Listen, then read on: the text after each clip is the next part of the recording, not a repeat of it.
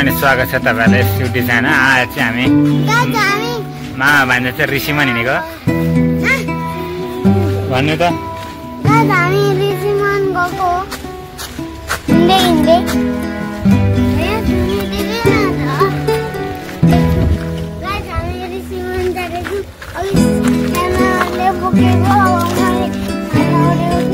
हावाले उडाउँदै जाँदा पुरा ठ्याङ गरेर हामी छिटो यो चाहिँ पुष्पलाल चोक हो। अहिले चाहिँ हामी पुष्पलाल चोक आइसकेका छौँ।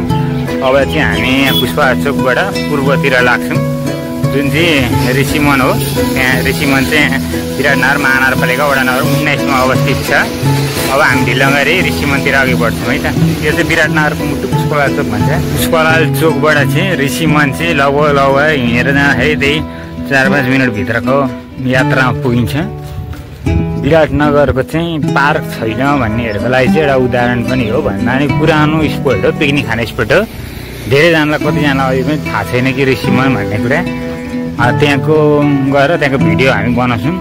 अघि पछि त्यस्तो साह्रो भिड हुँदैन, तर पिकनिकको सिजनमा चाहिँ एकदमै भिड हुने गरेको छ त्यहाँ ऋषिमनमा। तपाईँलाई म अलिकति अगाडि यो झन्डा फरफरदेखि चाहिँ ठ्याक्कै विराटनगर महानगरपालिका र बुढीगङ्गा गाउँपालिकाको सङ्गम स्थल भनौँ या बोर्डर भनौँ, ठ्याक्कै पुलले छुट्याउँछ महानगरपालिका र बुढीगङ्गा गाउँपालिका। अहिले चाहिँ बुढीगङ्गा गाउँपालिका वडा नम्बर 1 मा अवस्थित छौँ। बाटो चाहिँ एकदमै राम्रो बनेको छ अहिले। पहिले चाहिँ एकदमै अप्ठ्यारो बाटो थियो। भान्जाको चाहिँ छाता बोक्दा बोक्दा हावाले उडाएर हात दुखाएर अनि भान्जा चाहिँ अहिले त्यसरी पानी बोकेर हिँड्नु भएको छ। हुन्छ भान्जाको चाहिँ जहिले सटरडे हिँड्छ त्यहीले आइहाल्ने अरे यहाँ ऋषिमन। हात्तीहरू बाघ भालु हुन्छ आज मैले भन्दैछु, भान्जाले पत्याइहाल्नु भएको छ। अब गएर भान्जालाई हेरेपछि भान्जालाई थाहा हुन्छ के पाइँदो रहेछ के छ भनेर।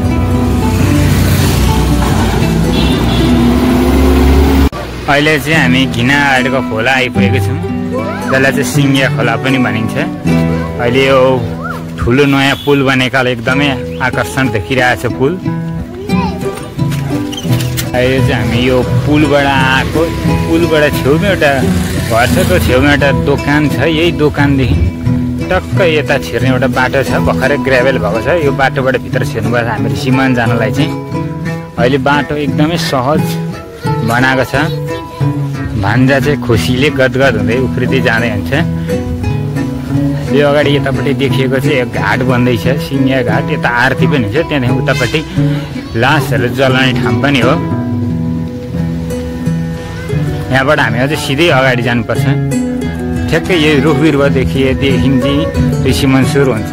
ठ्याक्कै जग्गा छ ऋषिमनको, यहीँदेखि चाहिँ उता छ, तर मुख चाहिँ अलिकति पर छ। हामी त्यतातिर अगाडि बढ्छौँ। ऋषिमनमा चाहिँ धेरै रुख बिरुवाहरू भएकाले शीतल पनि छ।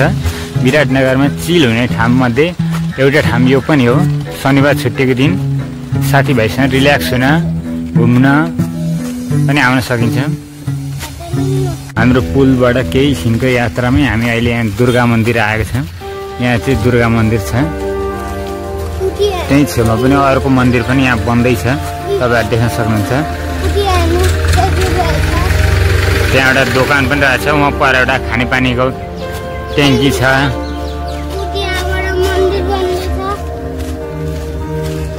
यहाँ दुर्गा मन्दिर छ, यहाँ अर्को मन्दिर पनि बन्दैछ।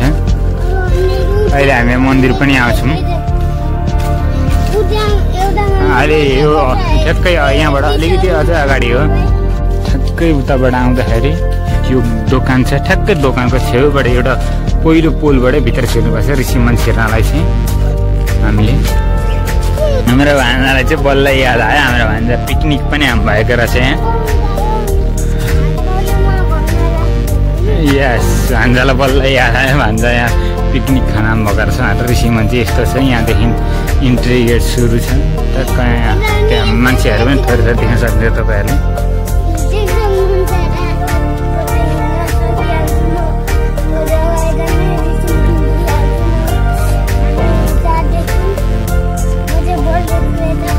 अगाडि हेरेर हिँड्नु न।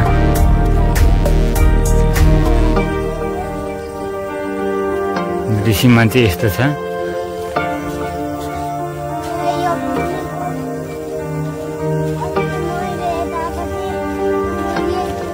यता हेर्नु त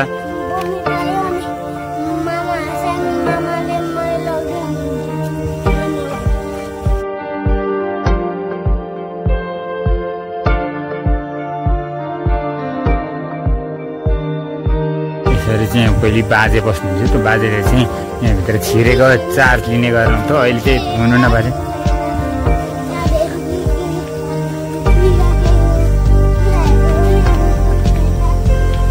यहाँ यसरी घरहरू छ दुईटा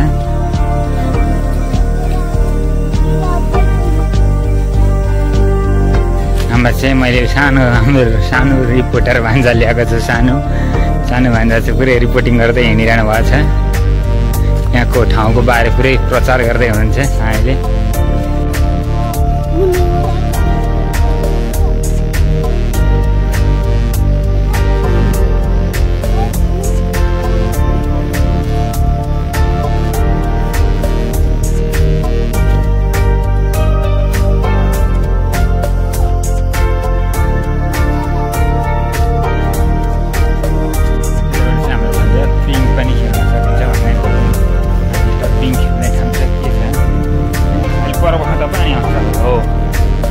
त्यसरी ननी आउँछन् अब सँगसँगै हिँड्ने भने भान्जाले होचो म अलि अग्लो भएर भान्जाको त्यहाँ हुँदैन त्यही भएर भान्जा अलिक परबाट हिँड्नु म नजिक खिच्छु भनेको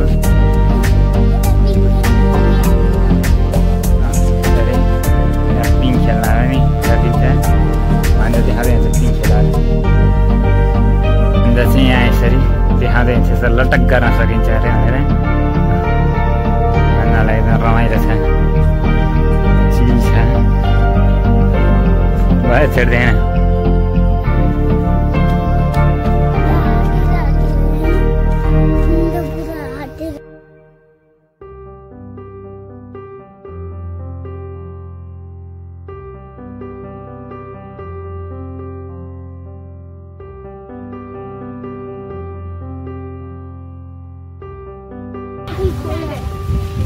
खोला होइन पोखरी हो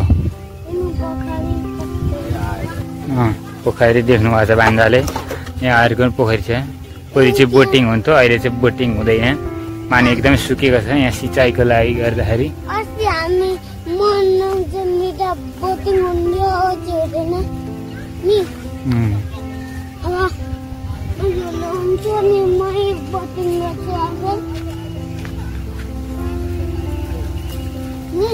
हजुर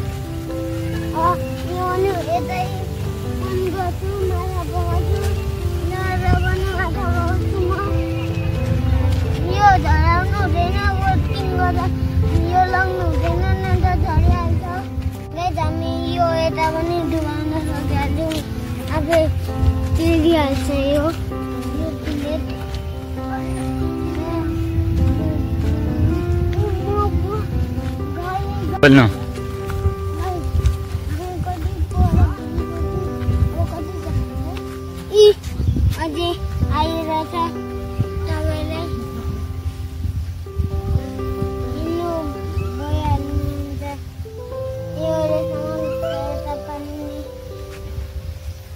भान्जाको चाहिँ यो पहिलो पार्कमा भ्रमण हो अब हामी ऋषिमनमा अहिले मेरो छुट्टी छ अब म ऋषिमनमा आएको छु मामा घरबाट भोलि घरमा चाहिँ स्कुल लाग्दाखेरि अनि तपाईँ ऋषिमन कस्तो लाग्यो त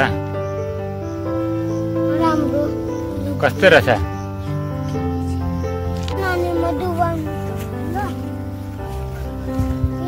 भान्जा चाहिँ ऋषिमनको परिकल्पना गर्दै हुन्छ घुम्दै हुन्छ हेर्दै हुन्छ हिँड्नु न अगाडि अझ अगाडि हिँड्नु न तपाईँलाई अगाडि देखाउने अगाडि ऋषिमन कस्तो छ भनेर पनि देखाउने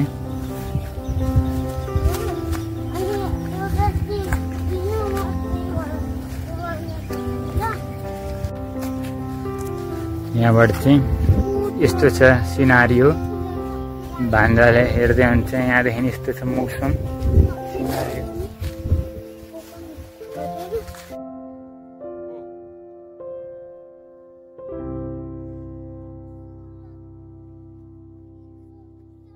भान्जालाई चाहिँ तिर्खा लागेर घाममा आएर तिर्खा लगाएर पानी खाँदै हुन्छ ऋषिमनमा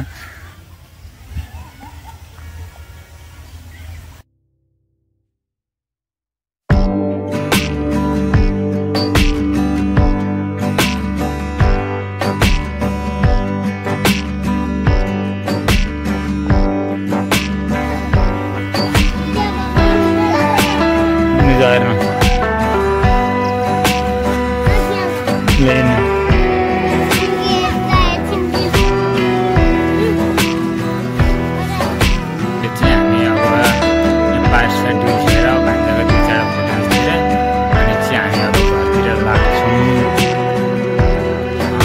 आजको लागि यति नै